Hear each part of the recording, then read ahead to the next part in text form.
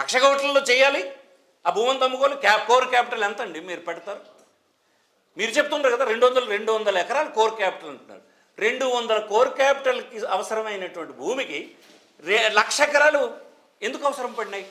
ఏం చేయబోతున్నావు ఆ భూమితో? మీ కుమారులు చెప్తారు మేము మా ఇష్టానుసారం ఇస్తామని చెప్తారు. ఏమిటండి ఇది? ఈ దేశంలో రాజ్యాంగంలో ఉన్న రైట్ టు ప్రాపర్టీ యాక్ట్ రైతులు గుర్తించదా? ఆ చుట్టూన్నటువంటి భూముల మీద మీరున్నటువంటి చట్టాలను పెట్టి నిషేధం విధిస్తారు, అవి పెంచడానికి అమ్మడానికి లేకుండా. అంటే ఒక ముఖ్యమంత్రి అయిన తర్వాత ఇలా హింసించడమేనా? భవిష్యత్తుకు భరోసా లేకుండా చేయడమేనా?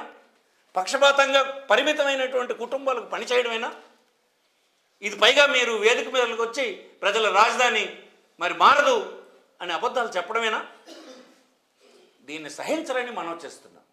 ఇది మేము ఒక రాజకీయ పార్టీ వ్యక్తిగానే కాదు, ఒక బ్యాక్వర్డ్ క్లాస్కి చెందినటువంటి బ్యాక్వర్డ్ ఏరియాకి చెందినటువంటి నాలాంటి వారి గొంతులన్నీ ఇలాగనే మాట్లాడుతాయి, ఎవరినైనా ప్రశ్నిస్తాయి.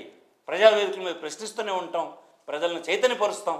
మరొకసారి మా ప్రాంత ప్రజలు మోసపోవడానికి మేము అంగీకరించాం. ఎవరితోటైనా యుద్ధం చేస్తాం. మీకు మనం చేస్తున్నాం.